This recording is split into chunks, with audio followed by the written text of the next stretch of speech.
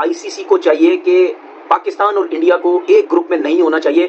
ये सारी बातें मैं नहीं कह रहा, ये अथर्टन कह रहे हैं, इंग्लैंड के जो कमेंटेटर हैं, जो कमेंट्री करते हैं, आपको सब पता है, वो कह रहे हैं। भाई आईसीसी नजीब साहब, आईसीसी इवेंट जो है तो हो ही नहीं रहा ना, इन दो टीमों के अगेंस्ट है। तो हम खेल का रहे हैं उसमें इंडिया से, वही तो कह रहा है कि जब वहां भी नहीं खेल रहे तो यार ये देखो, मैं हाथ जोड़ता हूँ, आप लोग का जहन जाता ही नहीं है जहाँ पे बासित अली का जाता है। अल्लाह जब ले जाए आप जहन कहाँ है।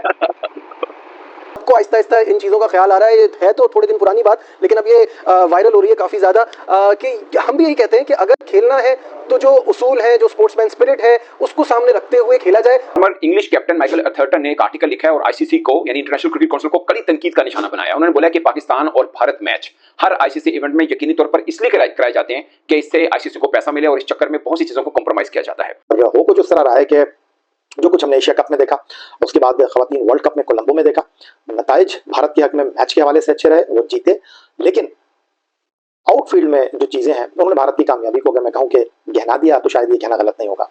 जो बीसीसीआई ने, जो इंडिया के कप्तान ने जो फसाद किया एशिया कप के अंदर, जब शेक हैंड का सिलसिला शुरू हुआ, ये शेक हैंड नहीं करना, ये आपके इंडिया के कप्तान ने किया। उसके बाद मैच रेफरी ने जब टॉस के टाइम बोला सलमान आगा को कि भाई आप इंडिया के कप्तान से हाथ नहीं मिलाएंगे, उसके बाद जो प्रेस कॉन्फ्रेंस हुई उसमें जो सूर्य कुमार यादव ने जो सियासत को बीच में लेके आए, इन सब चीजों की वजह से हमारी बात रिपीट कर रहा है ना, इंडिया पाकिस्तान के बगैर दुनिया में क्रिकेट नहीं है यार वो किस मुंह से बात कर रहा है? यूरोप की कितनी टीम है क्रिकेट में? एशिया की 5 टीम है, छठी यूएई है, नेपाल भी है। उन्होंने दुनिया पे हुक्मरानी करी थी। सुनो इनका जो एटीट्यूड है ना, वो तो क्रिकेट की स्पोर्ट्समैनशिप की बात कर रहा है ना। कि माइकल अथर्टन एक दुनिया के टॉप राइटर्स में से शामिल है। द टाइम्स में जो उनकी सब्सक्रिप्शन है, मैं इसीलिए लेता हूं कि मैंने माइकल अथर्टन को पढ़ना होता है। कैम्ब्रिज का पढ़ा हुआ है और वो हमेशा अच्छी बात करता है। उसने कभी आईपीएल में जाके कमेंट्री नहीं मांगी, उसने कभी इंडिया में जाके कमेंट्री नहीं मांगी, और वो हक बात सच बात करता है। पाकिस्तान से उसकी खुसूसी एफिलिएशन है।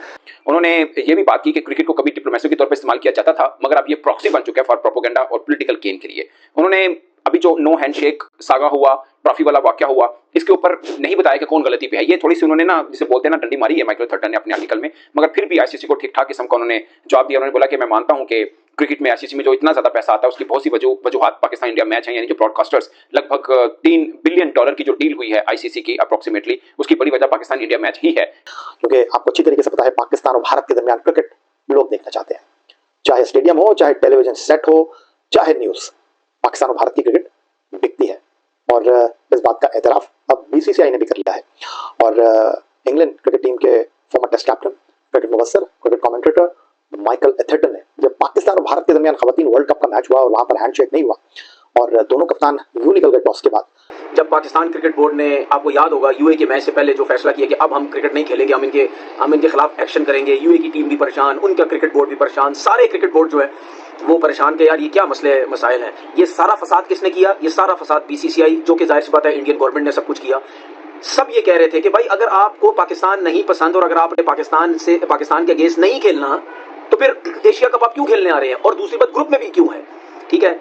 और ये अब बोला जा रहा है कि अगर बीसीसीआई इतना फसाद डालता है कि पाकिस्तान अगर ग्रुप में भी होता है और शेक हैंड का सिलसिला और चीजें भी एशिया कप में हुई, तो ये आईसीसी को चाहिए कि पाकिस्तान और इंडिया को एक ग्रुप में नहीं होना चाहिए।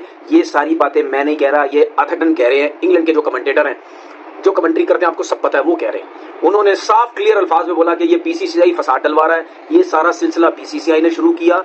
जो भी एशिया कप में जो भी गंद हुआ, ट्रॉफी नहीं लेनी, उसके ऊपर जो फसाद हुए, 1.5 घंटा जो है वो एसीसी के चेयरमैन को ग्राउंड में खड़ा रखा, तो अथर्टन ने आईसीसी से रिक्वेस्ट की है। आईसीसी से अथर्टन रिक्वेस्ट ही कर सकते हैं, ठीक है। अब अथर्टन को भी पता कि आईसीसी का जो चेयरमैन है वो जय शाह है, फसादी 1 नंबर का, तो उन्होंने रिक्वेस्ट की है कि भाई अगर यही मसले मसाइल रहेंगे, रिलेशन इनके बेहतर नहीं होंगे, जो कि फसाद बीसीसीआई की तरफ से, इंडिया की तरफ से हुआ, ठीक है, तो फिर आईसीसी के अंदर ये सब कुछ नहीं होना चाहिए। आप एक तो बीच में चलो आप बात कर लो, फिर यार पूरी बात सुनते दे देते हो यार।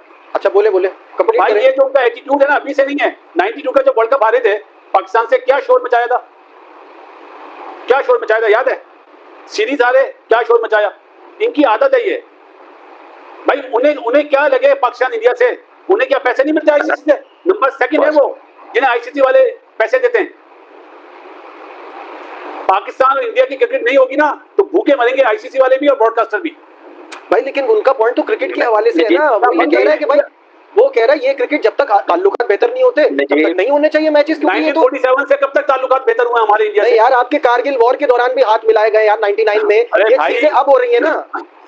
मुझे एक बात बताओ यार, आप कारगिल की बात करते हो, कारगिल के बाद सीरीज हो गई, बहुत बड़ी बात थी।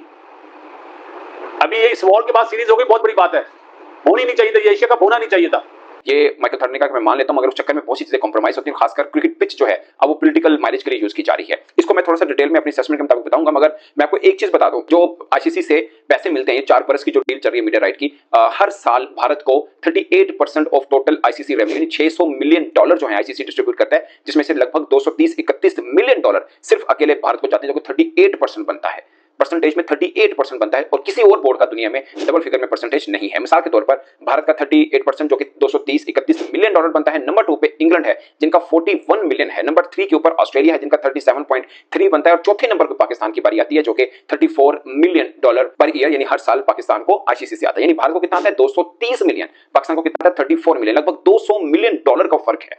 और जो इतना पैसा आईसीसी के पास आ रहा है, जो वो डिस्ट्रीब्यूट कर देता है, जो फुल मेंबर हैं वो 12 हैं, उसके अंदर तकरीबन 88% डिस्ट्रीब्यूट होता है, बाकी जो 12% है वो 90+ जो एसोसिएट ममालिक हैं उनमें तकसीम होता है, जो तकरीबन 67 मिलियन डॉलर बनते हैं, जो बाकी छोटे बोर्ड्स को तकसीम किया जाता है। तो ज्यादा हिस्सा अकेला भारत $230 मिलियन अपने पास रखता है। उसकी वजह सिर्फ ये है कि भारत के स्पॉन्सर ज्यादा हैं। लाइक अगर 3 बिलियन की आप बात करें, मतलब 3 बिलियन यानी ओवरऑल जो आईसीसी के रेवेन्यू की अगर आप बात करते हैं, तो उसका 70-80% जनरेशन जो है वो भारत से होती है। और इस बार उस वक्त पाकिस्तान के चेयरमैन नजम सेठी साहब थे, जब ये मॉडल बन रहा था, इसके ऊपर नजम सेठी साहब ने एतराज भी उठाया था, लेकिन बाद में इनको माना भी था।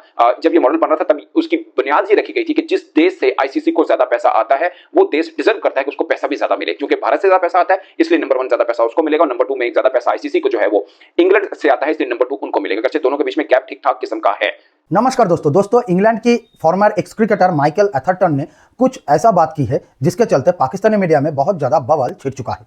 दरअसल इस भूतिया एथरटन ने कहा है कि दोबारा आईसीसी को किसी भी आईसीसी टूर्नामेंट में भारत और पाकिस्तान को एक ग्रुप में नहीं रखना चाहिए, बल्कि दोनों टीम को अलग अलग कर देना चाहिए, क्योंकि बीसीसीआई क्रिकेट में पॉलिटिक्स ला रहा है और बीसीसीआई एक गंदा क्रिकेट बोर्ड है जो क्रिकेट में पॉलिटिक्स ला रहा है। इसीलिए भारत और पाकिस्तान के बीच कोई भी मैचेस आईसीसी के किसी भी टूर्नामेंट में नहीं होना चाहिए। अब दोस्तों, इस भूतिया माइकल एथरटन को इतना ज्यादा मिर्ची क्यों लगी है, इसके पीछे एक छोटा सा रीजन है दोस्तों। दरअसल इस एथरटन को भारतीय क्रिकेट बोर्ड यानी बीसीसीआई कोई भाव नहीं देता है, ना ही आईपीएल में इसको मौका मिलता है और ना ही किसी भी आईसीसी टूर्नामेंट में इसे कमेंट्री में मौका मिलता है। इसीलिए शायद दोस्तों मुझे लगता है एथरटन को पिछवाड़े में आग लगा है और एथरटन को मिर्ची लगी है, और एथरटन इसीलिए बीसीसीआई के बारे में और भारतीय क्रिकेट के बारे में यह सब बातें कर रहा है। और दोस्तों, एथरटन को शायद लग रहा है कि अगर मैं बीसीसीआई के खिलाफ बोलूंगा, अगर मैं भारतीय क्रिकेट टीम के खिलाफ बोलूंगा, तो शायद मुझे पाकिस्तानी क्रिकेट में थोड़ा मौका मिल जाए, शायद पाकिस्तानी यानी पीएसएल में थोड़ा सा कमेंट्री में मौका मिल जाए, या फिर पाकिस्तान क्रिकेट बोर्ड पीसीबी हो सकता है कि माइकल एथरटन को अपना हेड कोच भी बना सकता है। तो बहुत सारे कारण है दोस्तों जिसके चलते एथरटन ने ऐसी गंदी बातें की है। दोस्तों, ये जो भूतिया एथरटन है, इसको लगता है कि भारत के खिलाफ बोलकर ये पाकिस्तान का दुलारा बन सकता है, लेकिन इतना आसान बिल्कुल भी नहीं है। शायद पाकिस्तान एथरटन को कोई मौका दे भी दे, लेकिन इससे होगा क्या, फायदा क्या होगा उसको? कुछ फायदा नहीं होगा, क्योंकि दोस्तों सबको पता है कि अगर आपको फायदे में रहना है, अगर आपको क्रिकेट में कुछ करना है, तो आपको बीसीसीआई के सामने झुक कर रहना पड़ेगा। दोस्तों, एक टाइम हुआ करता था जब इंग्लैंड और ऑस्ट्रेलिया जैसे देश आईसीसी में अपना दबदबा रखता था, तब ना ही भारत ना ही पाकिस्तान, एशिया की कोई भी देश आईसीसी में उतना चलता ही नहीं था किसी का। लेकिन अब टाइम बदल चुका है और अब एरा जो है दोस्तों वो भारत का है, बीसीसीआई का है। तो आईसीसी में सबसे ज्यादा चलेगा बीसीसीआई का, क्योंकि सबसे ज्यादा पैसा बीसीसीआई देता है, ब्रॉडकास्टर बीसीसीआई का है, सबसे ज्यादा व्यूअरशिप इंडिया से आता है, तो चलेगा भी इंडिया का ही। और इस भूतिया एथरटन को यह बात समझाना बहुत ज्यादा जरूरी है। दोस्तों, आपको क्या लगता है? आप अपनी राय नीचे कमेंट सेक्शन में मुझे जरूर बताइएगा। वीडियो अगर पसंद आया है तो वीडियो को लाइक, शेयर और चैनल को सब्सक्राइब जरूर से कीजिएगा। धन्यवाद।